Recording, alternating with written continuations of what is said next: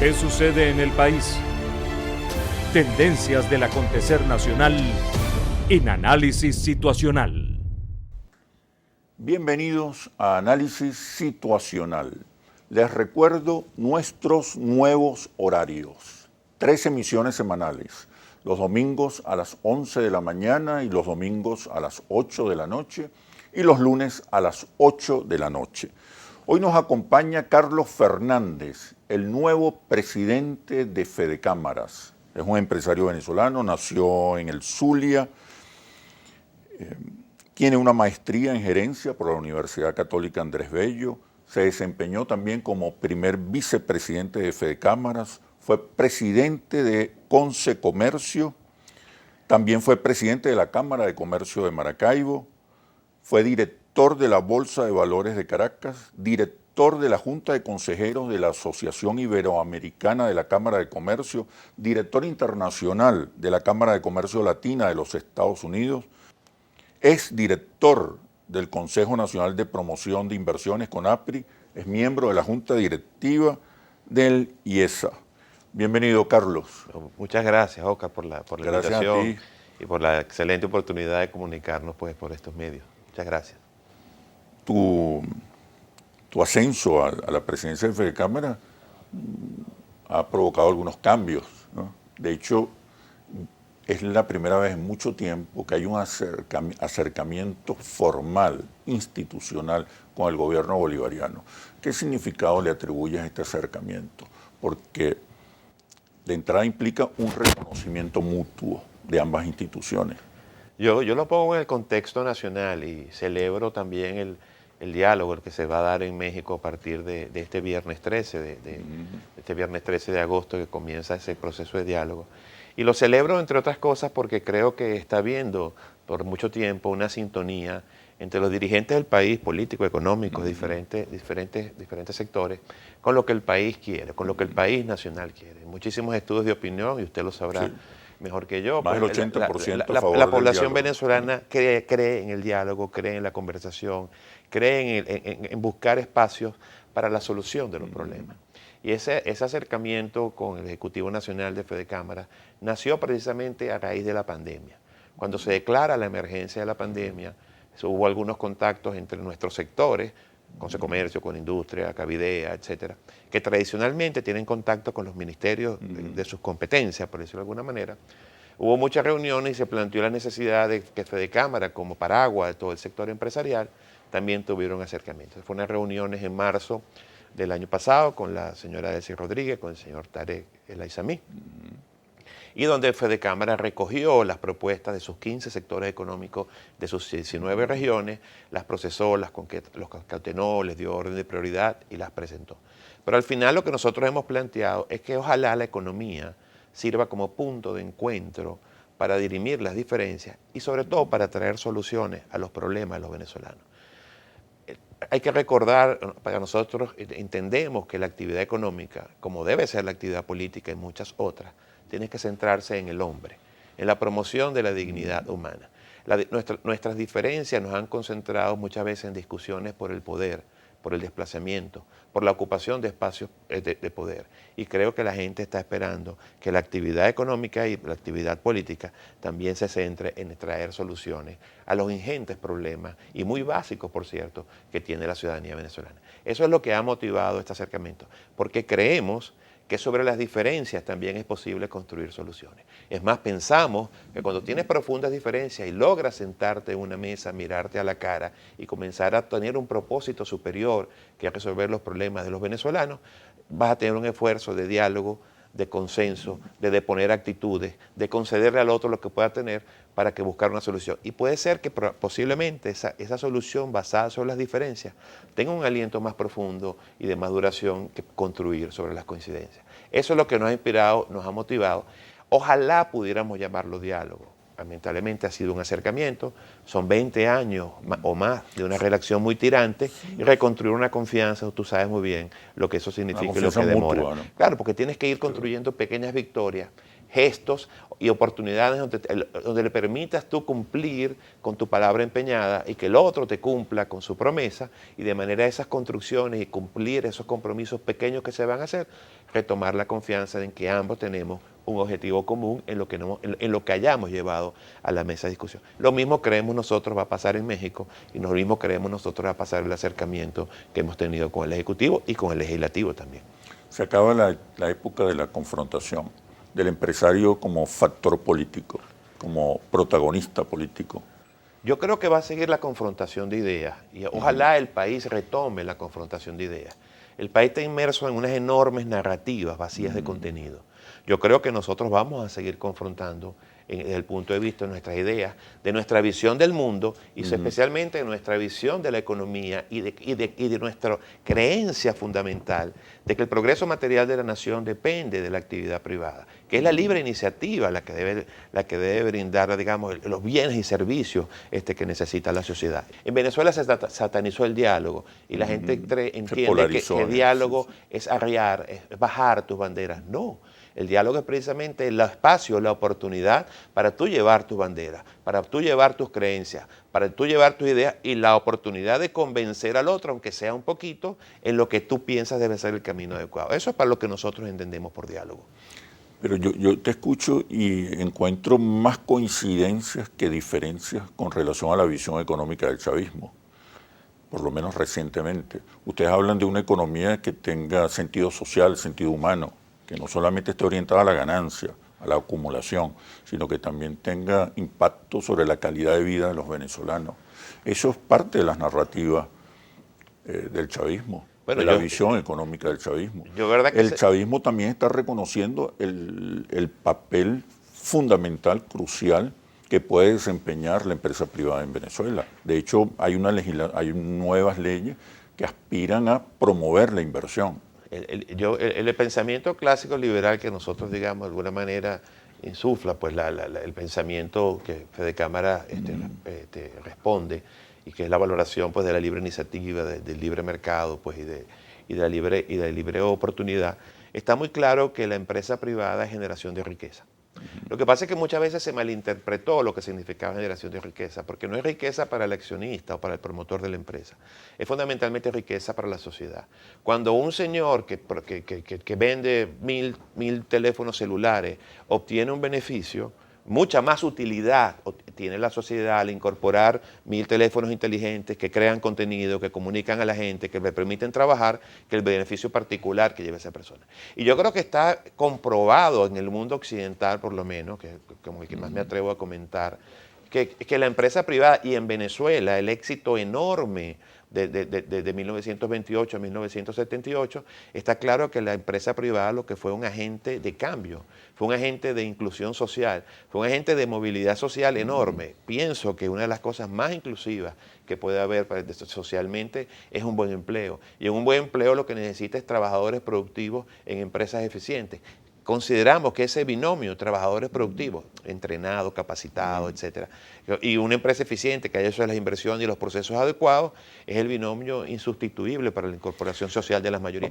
Si allí coincide el chavismo, entonces una coincidencia de ellos con lo que ha sido tradicionalmente el pensamiento económico que a nosotros nos inspira. Vamos a profundizar un poco más sobre esas coincidencias y diferencias para llegar a la realidad, a realmente dónde están los desencuentros entre el chavismo y el empresariado. Pero cuando regresemos a los comerciales.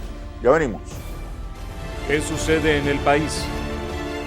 Tendencias del acontecer nacional en análisis situacional. ¿Qué sucede en el país? Tendencias del acontecer nacional en análisis situacional. Conversamos con Carlos Fernández, el nuevo presidente de Fede Cámaras. Te preguntaba, Carlos, acerca de las diferencias y coincidencias con relación al modelo económico que emerge dentro del chavismo. Digamos que podemos decir que no está consolidado, pero hay señales interesantes. ¿Cuáles son? El reconocimiento de la empresa privada como un factor fundamental para el crecimiento. Una economía orientada al ser humano, una economía con sentido social, un papel importante del Estado. No ha habido economía exitosa en el mundo donde no haya habido una participación importante del Estado. Eso te acerca al chavismo, pero a la vez me dices que los principios liberales son los que orientan un poco la visión, alimentan la visión de la economía y la visión de sociedad del empresariado venezolano. Tú has señalado allí algunas coincidencias, yo quisiera aclarar algunas y explicar también las diferencias. La coincidencia que tenemos que empezar a definir qué es Estado, porque para nosotros Estado no es un Estado intervencionista. Es un Estado fuerte, pero un Estado fuerte que se basa en instituciones independientes y sólidas, que son las que generan confianza para la inversión. Pero sobre todo que no sea un Estado intervencionista. Tiene que ser un Estado que sirva de árbitro para dirimir las diferencias que surgen entre los factores sociales y entre los ciudadanos de determinada nación. Resolver las contradicciones. Eso es lo que debe ser el Estado. Ahora, un Estado intervencionista, además un Estado que se ha reservado para sí vastos sectores económicos que tradicionalmente venía ocupando de manera mixta o que había recuperado el sector privado y que se estaba desempeñando con éxito, hoy en día los ha ocupado el Estado y creo que no podemos decir que es tan exitoso como cuando estaba pues, en manos del sector privado. Pero también hay un tema importante que es el chavismo no termina de convencerse de la importancia de la propiedad privada. No termina de conversarse de lo importante que es el respeto a la propiedad privada, más allá de como derecho económico, como derecho humano muy bien reconocido por la Carta de las Naciones Unidas. Y lo que significa para la estabilidad de una familia el respeto a la propiedad y de la empresa. El chavismo no termina de separarse de manera decidida lo que son las invasiones, las ocupaciones de empresas, sobre todo de predios agrícolas. Porque la expropiación de una empresa o quitar el predio agrícola a una persona no es solamente el valor del que tiene pecuniariamente, es el valor del trabajo acumulado. Y volvemos a nuestro punto inicial, el trabajo dignifica al hombre. Cuando una persona se dedica a desarrollar una empresa, son sus sueños, son su tiempo, son sus desvelos, son sus recursos. Es el producto de su trabajo, que en vez de tenerlo en una cuenta bancaria o tenerlo en otra cosa, lo decidió tener en unos activos empresariales que además tienen un enorme impacto social en la generación de empleo y en la movilidad social de esas personas que tengan ese empleo productivo. Entonces ahí hay una diferencia importante, porque tienes que respetar no solamente por el valor pecuniario que tiene, sino lo que significó para la vida de esas personas que dedicaron una empresa, un predio, para su fundación y fomento, que significa que se los quites sin ningún reconocimiento al trabajo y digamos allí incorporado. Yo creo que esas son diferencias importantes. Y pensamos además que la planificación central de la economía, los resultados se conocen en muchas partes del mundo. Yo creo que eso es una discusión que ni siquiera debería darse. Creo que eso es absolutamente superado. Creo que nosotros también tenemos que entender, y yo creo que quizás parte de la apertura que está abriendo, es que también el chavismo se concentró en un modelo que se agotó. El modelo rentista que viene trastabillando desde hace años, quizás se acentuó mucho en los últimos años por producto de la subida de los ingresos petroleros, pero el modelo se agotó y por supuesto se está habiendo un reacomodo ante esa realidad, pero sin solución de continuidad hacia un nuevo modelo. Nosotros no sabemos cuál es el modelo hacia dónde vamos. Ahora, se critica, y todavía se critica, que el empresariado también fue un sujeto rentista, que se apoderó de la renta petrolera y que poco invirtió o poco hizo para el desarrollo de las fuerzas productivas. Bueno, yo creo que es una discusión muy interesante y tengo algunas diferencias. Es verdad que hubo muchas prácticas rentistas, pero ese modelo no lo dio Fedecámara, no lo impuso el empresariado. Si alguien criticó el tema del control de cambio y cómo se daba la alocación de esos recursos, fue Fedecámara, fue Consecomercio. Personalmente yo mismo en Consecomercio lo alertaba de la preocupación que significaba para nosotros el año 2012 cuando se llegó a 60.000 millones de dólares en importación, de lo que estaba significando para el aparato productivo. Y yo no puedo concluir que no se haya invertido. Porque tú ves hoy en día, tú ves que esta fue una economía que llegó a albergar un PIB de 300.000, 320.000, 310.000 millones de dólares, y hoy en día, cuando está mucho más reducida, tú ves el país lleno de fábricas, lleno de galpones, lleno de hoteles, lleno de una serie de instalaciones que soportaron una economía más grande y que en su gran mayoría son producto de la inversión privada. Entonces, O del crédito oficial. Claro, pero al final fue inversión porque tú pudiste haber tomado ese crédito para otras cosas y lo sembraste en fábricas, lo sembraste en locales comerciales, en centros comerciales, en hoteles, en millones de inversiones en hospitales privados, en clínicas, etc. Entonces, yo lo que creo es que hay una narrativa que trató de exacerbar, por supuesto, los defectos y los problemas que tenía el modelo, porque el modelo de alguna manera te decía, concéntrate o trata de buscar una distorsión que te trae una renta súbita en vez de hacer una economía productiva sustentable a largo plazo. Ahora, ¿quién diseñó ese modelo? ¿Quién lo impuso? ¿Con quién se consensuó? ¿Cómo se articuló? No, ese fue dictado y, por supuesto, las sociedades, empresariales o no, la sociedad responde a incentivos, responde a los estímulos que el diseño social les permite a cada uno de nosotros. Y hay muchas cosas que se pueden criticar de los empresarios y de los ciudadanos en su carácter particular, pero ¿fueron ellos quienes decidieron el modelo o fue un modelo impuesto que nos tocó acatar? Tú hablas del libre mercado, de la libre competencia, de la libertad para invertir, pero hay un cuestionamiento global acerca de cómo ha funcionado y cuáles han sido los resultados del modelo neoliberal, que ha acentuado por un lado la desigualdad y por otro las diferencias, los abismos entre las clases sociales. Pareciera y parece una tendencia global de que es necesario regular el mercado, conducir el mercado, no gobernar contra el mercado ni a favor del mercado, sino gobernar con el mercado. Yo creo que esa es una discusión que hay que acotar en varias perspectivas. En primer lugar, sí es cierto, hay una pequeña clase que ha acumulado mucho dinero, pero que también ha traído muchos beneficios.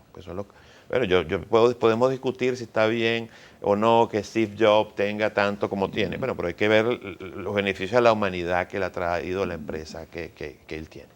Y otra cosa que hay que acotar, que si bien es cierto, pudiera haber maneras en que no hubiera esa acumulación o que esa acumulación tuviera una carga impositiva distinta, tampoco podemos olvidar, Oscar, que en el año 2000, al cierre del año 2019, es el momento en la historia de la humanidad donde hay menos pobres.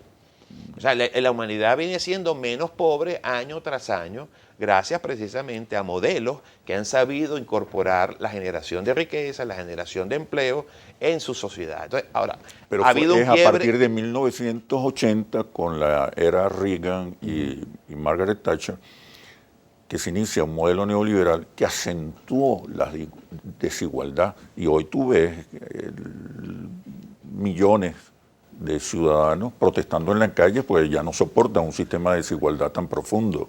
Sí, en eso estoy de acuerdo que hay desigualdad, pero también lo que quiero atender es que ese modelo que tiene ese problema y que hay que corregirlo, tampoco hay que matarlo y sustituirlo del todo, sino que recuperar también esa incorporación a la clase media de miles de millones de habitantes del planeta Tierra que trajo el sistema de la libre iniciativa. Tenemos que buscar, el planeta tiene que buscar una solución por incorporación. ¿Qué dejo de este sistema que sacó de la pobreza a miles de millones de habitantes y cómo hago para que no haya esa, a veces, desproporcionada y hasta grotesca diferencias entre uno y otro? Fíjate, Kamala Harris habla de un capitalismo inclusivo. ¿Cómo se llama el presidente de Argentina? Alberto Fernández. Habló también de un neocapitalismo. En Davos se habla de un nuevo contrato social y de un estado de bienestar. Es decir, hay un debate global porque el capitalismo no está dando respuestas. Todo lo contrario, está acentuando las diferencias sociales y la desigualdad. ¿Qué crees tú acerca de este debate? Pero por favor me responde cuando regresemos a los comerciales. Ya venimos. ¿Qué sucede en el país? Tendencias del acontecer nacional en Análisis Situacional. ¿Qué sucede en el país? Tendencias del acontecer nacional en Análisis Situacional. Conversamos con Carlos Fernández, el nuevo presidente de Fedecámaras. Te preguntaba acerca del debate universal. Ya no solamente es en Venezuela, quizás en Venezuela se adelantó el debate, pero es un debate global acerca del futuro del capitalismo. Kamala Harris hablaba del capitalismo inclusivo, Fernández, el presidente de Argentina, hablaba del neocapitalismo. En Davos habló de un nuevo contrato social y del estado de bienestar. Modelos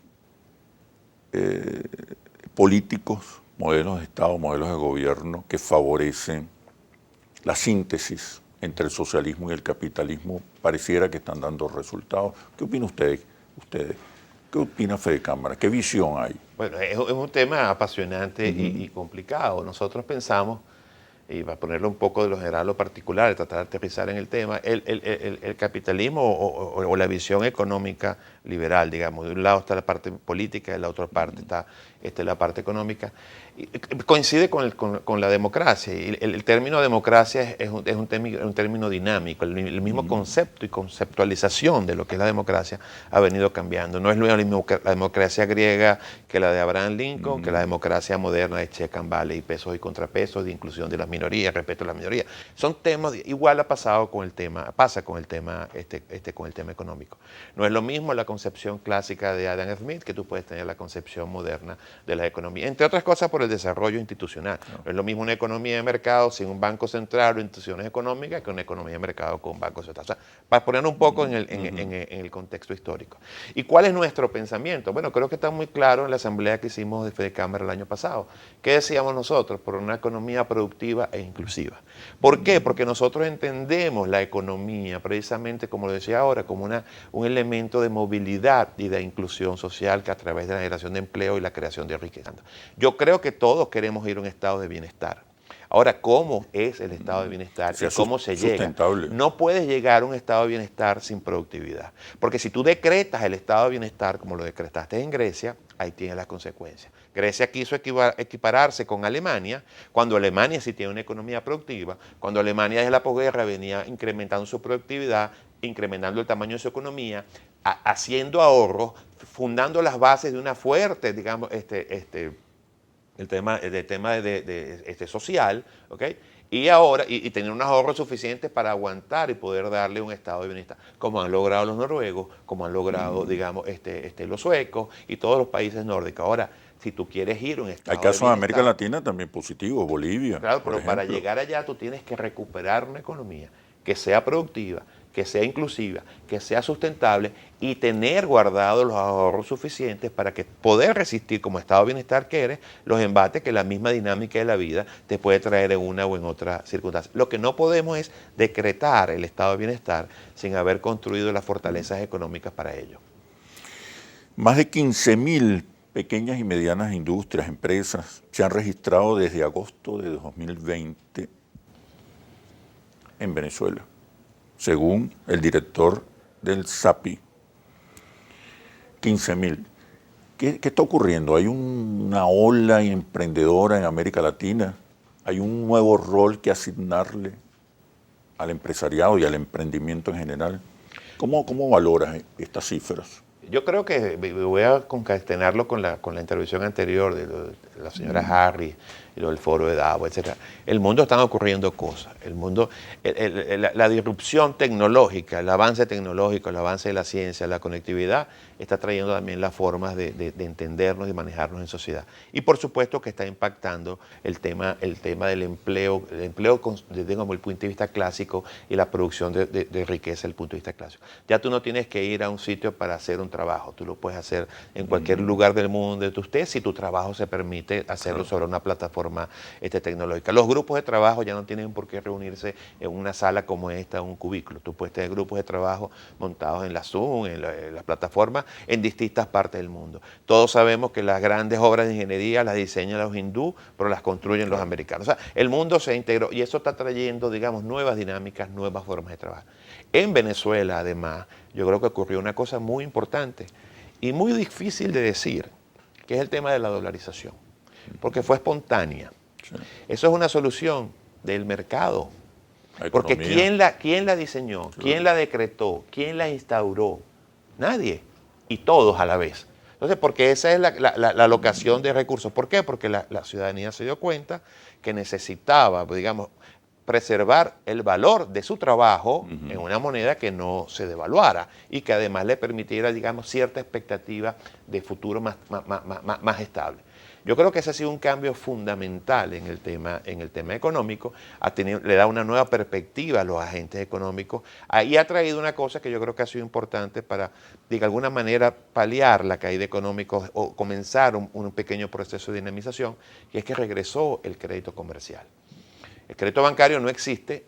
Antes, cuando había hiperinflación y todo era en bolívares, la gente tenía que prepagar Hoy en día los agentes económicos le mandan a sus clientes, le pides un vaso y le mandas 10 y le das 30 días para que te lo pague.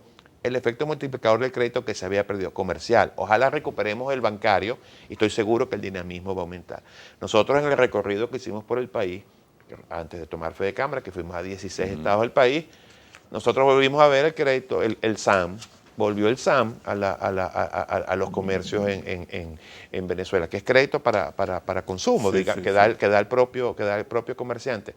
Yo quizás sería prematuro afirmar, pero nosotros sentimos que aquellos espacios que siguen siendo, digamos, reservados a la iniciativa privada, se están comenzando a recuperar de mucho mejor manera que aquellos espacios que todavía sostiene y son exclusivas Y con el apoyo del Estado. Bueno, yo diría que a pesar de que no hay mucho apoyo, porque no hay con qué apoyar. Básicamente, o sea, no hay posibilidad a favor de la iniciativa privada. Es un avance. Yo creo que más importante es dar demostraciones de respeto a la propiedad privada, de revertir aquellas intervenciones que no fueron adecuadas. Cuéntame, tú me decías que hubo un encuentro entre el empresariado y el gobierno bolivariano, pero que todavía está pendiente el verdadero diálogo y los verdaderos acuerdos. Explícame un poco eso una vez que regresemos a los comerciales. Ya venimos. ¿Qué sucede en el país? Tendencias del acontecer nacional en análisis situacional. ¿Qué sucede en el país? Tendencias del acontecer nacional en análisis situacional. Conversamos con el nuevo presidente de Fedecámaras, Carlos Fernández. Te hablaba de los retos o de las expectativas que tiene el empresariado con relación al encuentro con el gobierno o reencuentro con el gobierno bolivariano. ¿Qué aspiran ustedes? Tú hablabas de que hay un encuentro, pero todavía no se ha iniciado un diálogo verdadero, a fondo. En encuestas recientes realizadas por Interlace, se le pregunta a los venezolanos qué es más importante, qué sería más importante y más conveniente para el país, el diálogo entre el gobierno bolivariano y la oposición o el diálogo entre el gobierno y los empresarios. Te sorprenderá saber que por lo menos 3 de cada 4 venezolanos piensan que el diálogo con los empresarios es lo más importante, porque la economía es hoy la preocupación fundamental de la mayoría de los venezolanos. Como paréntesis. Y porque los venezolanos quieren que el diálogo sea instrumento para solucionar los problemas de la ciudadanía. El diálogo como factor, como herramienta para buscar soluciones. Por eso que el diálogo es bueno en todos los sentidos. Pero yo quiero retornar. Hace 2 años comenzó un movimiento espontáneo de acercamiento entre los factores productivos y los factores gubernamentales, sobre todo a nivel de las regiones.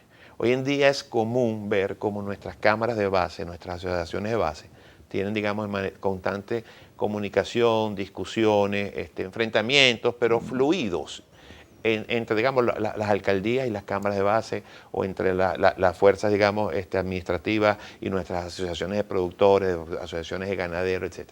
Inclusive también a nivel de ministros y nuestros sectores, Consecomercio, Fedenaga, Fedeagro, Cavidea, etcétera, tienen una relación fluida con su Ministerio de Recreación. Eso no sucedía entre Fedecámara y el alto gobierno. Eso ha venido, como ha venido cambiando el país, como ha venido cambiando la economía, que está viniendo de abajo hacia arriba, vamos a decir, y de la periferia al centro. Bueno, al final, el alto gobierno y Fedecámara se dieron cuenta que habían temas transversales que digamos, que de alguna manera ocupaban a todos esos sectores que se venían reuniendo y a todas esas regiones que se venían reuniendo con sus alcaldes y gobernadores, que había que buscar algunos temas transversales para tratar de destrabar.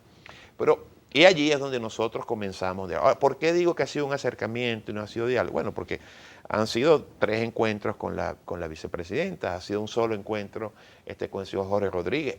Él delegó en una comisión donde están otros diputados con quien ha habido más encuentros. Pero creo que nos toca profundizar más en una agenda, poner hitos, poner algunas fechas, para que el país no tenga una expectativa y se vuelva a frustrar porque no ve los resultados de esos trabajos. Entonces hay que tener victorias tempranas, hay que tener resultados, no solamente para ir construyendo la confianza entre los que nos sentamos en la mesa, sino lo más importante, para seguir contando con ese acompañamiento que tú dices que hoy es de 3 de cada 4.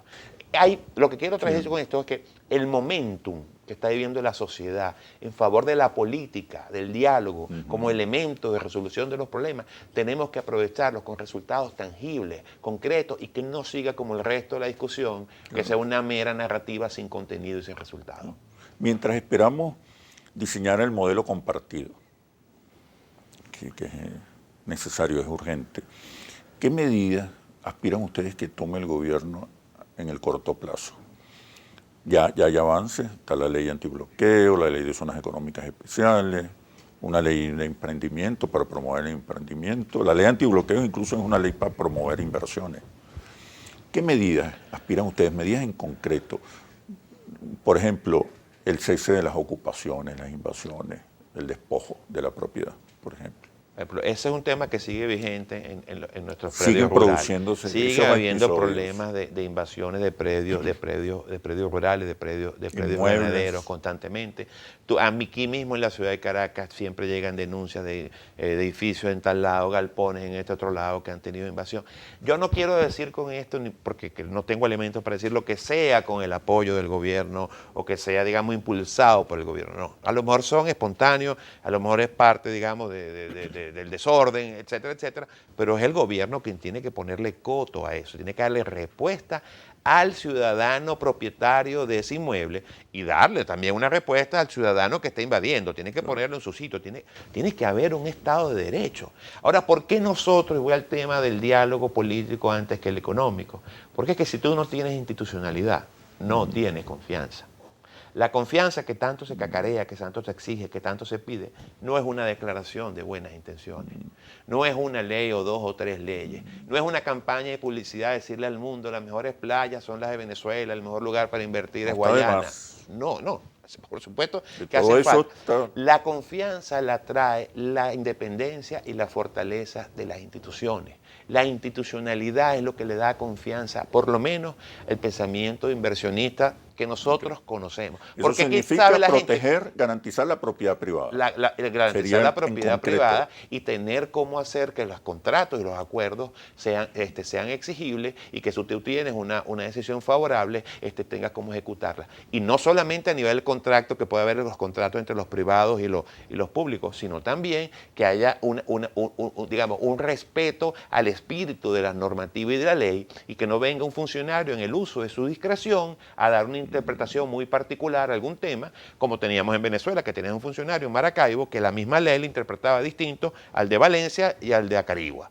O sea, esos son temas y eso es seguridad jurídica. Es fundamental y Estado de Derecho. Es la clave del éxito de la economía boliviana. Y por eso nosotros hemos dicho, ojalá después de que se logre resolver el tema político en México y se logre la reinstitucionalización de las instituciones públicas del país, valga la redundancia, vamos a entrar al tema económico, vamos a entrar al tema laboral, vamos a entrar al tema educativo. ¿Y cuál es nuestra propuesta? No, vamos a entrar al tema económico no con medidas, ni siquiera con política. Vamos a discutir el modelo. No, a lo mejor no es el modelo que nosotros queremos, no, tiene que ser el modelo que quiera la sociedad, tiene que ser un modelo que se acompañe no por 5 o 10 años. Ojalá la política económica, el modelo económico sea una política de Estado, que la respete el que está, el que venga o el que salga, para que tú veas cómo en el largo plazo vas a poder reencauzar a Venezuela el camino de la prosperidad y sobre todo de la movilidad social. Ojo, ya lo hicimos. Venezuela del 1920 a 1978 fue un milagro económico y social impresionante, pocas veces visto en la historia de la humanidad. Eso es un milagro económico de verdad. Ahora, ¿qué se hizo en esa época? No lo podemos hacer ahora. Es que antes había petróleo, bueno, ahora también lo hay. Es el mismo territorio y creo que ahora hay más venezolanos, muchos más venezolanos egresados de las universidades. Creo que el mundo ha avanzado muchísimo, podemos dar un modelo muy, muy superior al que ya tenemos. Pero ¿qué necesitamos? Primero necesitamos sentarnos en una mesa, necesitamos respetarnos y necesitamos traer ideas realmente de avanzada que las podamos incorporar para que sean posibles. Porque a veces tratamos de traer modelos muy bonitos de otras partes, pero aquí las cucarachas vuelan, aquí la realidad es distinta. Y creo que tenemos suficiente madurez social y tuvimos bastante penetración de la modernidad durante muchos años para entender cuál es ese modelo inclusivo y productivo que podemos darnos entre, por y para los venezolanos. Tú me planteas que previo a los acuerdos económicos debería haber acuerdos políticos. Creo entender eso. En México. Ok, yo te digo, lo de México no va a avanzar significativamente, te lo puedo decir desde ahora. Pues las diferencias son abismales, los desencuentros son muy radicales, con un sector beligerante radical de la oposición. Pero yo insisto, además de seguridad jurídica, seguridad a la garantías a la propiedad privada, ¿qué otras medidas esperan ustedes que tome el gobierno en el corto plazo mientras esperamos que se resuelva el proceso político? Te añado, este país ha avanzado en términos económicos, independientemente del conflicto político. Aquí ha habido un resurgir, un reimpulso, un relanzamiento de la economía que uno nota en el crecimiento de las iniciativas productivas, de la iniciativa privada, independientemente del conflicto político. ¿Qué esperan ustedes? Nosotros esperamos. Pero me responde, por favor, cuando regresemos de los comerciales. Ya venimos. Sucede en el país. Tendencias del acontecer nacional en análisis situacional. ¿Qué sucede en el país? Tendencias del acontecer nacional en análisis situacional. Conversamos con el nuevo presidente de Fede Cámaras, Carlos Fernández. Te preguntaba, Carlos, acerca de cómo avanzar más rápidamente en el terreno económico. Te digo que aquí la economía ha despegado o intenta despegar o está avanzando independientemente del conflicto político. Claro. Se ha impuesto la economía incluso sobre la política. Claro. ¿Por qué esperar que los políticos se pongan de acuerdo si podemos avanzar en cosas concretas? Ya el gobierno ha dado algunas señales, las leyes, una legislación, la exoneración de aranceles a más de 500 productos importados. O sea, hay medidas que apuntan en la dirección correcta. Correcto. Me explico para entender mejor el tema. Nosotros creemos que la microeconomía está avanzando y está dando resultados y probablemente veamos este año hasta un crecimiento en algunos sectores, sobre todo los sectores que están reservados más reservados o más ocupados por la iniciativa privada. Lo que queremos decir es que para que tú tengas un salto cuántico y tú puedas abrir la economía y vengan los multilaterales y puedas ir a arreglar el tema financiero internacional porque tienes deuda vencida y todo el tema que ya conocemos de afuera, tienes que resolver el tema institucional. ¿Qué creemos nosotros que puede dar un impulso vigoroso en el corto plazo más allá de aquello? Es que haya un reconocimiento expreso y con hechos, con realidades del Estado en todos sus estamentos, voy a explicarlo, sobre la propiedad privada. Exacto. Que el Ejecutivo determine, haga posiciones y ejerza, como le toca ejercer la ley, haga valer los derechos de propiedad y le ponga fin a tanta invasión, a tanta ocupación que hay de predios, sobre todo de predios, porque siguen habiendo de predios rurales. La intervención de empresas, etcétera, eso prácticamente no ha ocurrido en los últimos años, pero sigue habiendo edificios, etcétera, etcétera. Sí. En segundo lugar, ¿por qué no puede haber un acto legislativo o una ley, como tú quieras ponerlo, de verdadero compromiso, que se vea la voluntad política de frente, fuerte, en favor del respeto a los derechos de propiedad y que se les devuelva a los que fueron de alguna manera? ¿Por qué no decretas una ley general para devolverle todas esas propiedades que después... O para formar empresas mixtas. Que después entre en un proceso. ¿No? Yo me refiero a las que les quitaron. Okay. Que hay un proceso y verán, algunos recibirán, otros no recibirán, pero que tú digas, no, ya yo tengo una ley que está diciendo que me la tienen que devolver, que no sea una voluntad de 1, 4, 5 funcionarios. Y en tercer lugar, también los tribunales, que comiencen a ejecutar una serie de sentencias y reivindicar a los propietarios que han sido, digamos, a quienes les han quitado sus predios y sus acciones. Eso tú empiezas a decir, tú dices, ya no es retórica, ya es la voluntad política del estamento del Estado que está ejerciendo en función de eso. Eso en primer lugar. En segundo lugar, ahora ya medidas menos complejas. Tenemos que recuperar el crédito financiero. Tenemos que buscar la manera, esa cantidad de millones de dólares que están en custodias en los bancos, tenemos que ponerlos en el ciclo económico. Tú tienes que sacar ese dinero otra vez ¿en qué? En crédito productivo. Tú tienes que vigorizar la economía. Tú debes haber leído el Mercader de Venecia. Esa obra tiene 500 años y ahí está el poder multiplicador del crédito. Eso es un clásico en economía, eso no tiene ninguna discusión. Como lo decíamos anteriormente, que el crédito comercial ha traído dinamismo. Imagínate tú si le sumas que el dinamismo del crédito financiero y le sumas que haya realmente una voluntad política expresada con compromiso, con hechos, El gobierno de dice respeto a las garantías de la que propiedad. durante mucho tiempo se entregó crédito, se entregaron recursos y que el empresariado finalmente no invirtió. Pero no vemos el país lleno de fábricas, de clínicas, de hoteles. ¿Y eso quién lo hizo? Eso lo hizo el empresariado, con financiamiento propio, con financiamiento... ¿Que hubo distorsiones? Probablemente, pero vuelvo al punto. Las distorsiones las creaba el modelo que estaba diseñado, no la voluntad propia. La sociedad, en el modelo que nos demos, tiene que generar incentivos para que la gente sea productiva. Que entendamos al ser humano en búsqueda de su dignidad también como un ente productivo. Claro. Que tu dignidad no venga de que te regalen algo, que tu dignidad venga de tu capacidad para desarrollarte plenamente como individuo. Y eso lo pueden hacer los modelos, y eso los modelan las sociedades, y eso los incentivan las sociedades.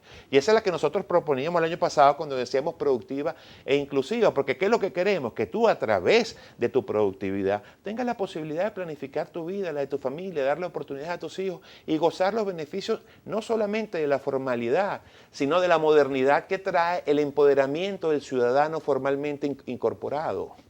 ¿Qué está dispuesto a otorgar, a dar el empresariado? Nosotros seguimos dispuestos a poner la economía como punto de encuentro para la búsqueda de soluciones de los problemas del país en primer lugar y de los problemas de las empresas en segundo lugar. Tenemos que poner hoy en Venezuela por encima de todo los problemas de la ciudadanía, porque son profundos, son graves y no pueden seguir esperando. ¿Se consideran ustedes un sujeto de cambio, un sujeto progresista? ¿Es hoy el empresariado un factor para el cambio, para la mejoría, para el progreso? Creo que me vas a disculpar la falta de modestia. Algunos chavistas hablan de sujetos revolucionarios, sí, sujetos de cambio. Me vas a perdonar la modestia. Nosotros creo que nos hemos convertido no en sujeto de cambio, sino en actor de cambio. O transformador. En protagonista del cambio, porque no hay nada más inclusivo que un empleo productivo. Y los venezolanos que están en Venezuela haciendo empleo, además de las variables económicas que puede medir cualquier transnacional, medimos arraigo, medimos compromiso, medimos pasión por nuestro país, por nuestra gente y por lo que venimos haciendo de varias generaciones o de una.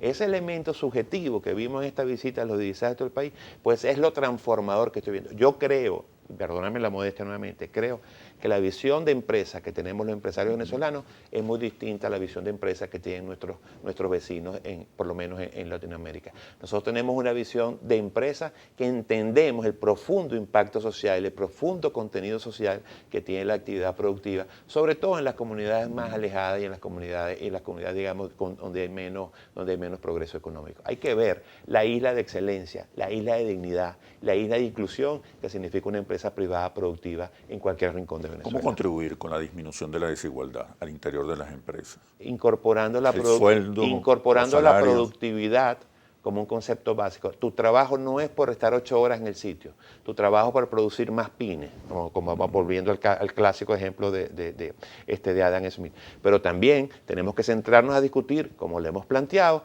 tenemos que resolver el tema laboral a largo plazo.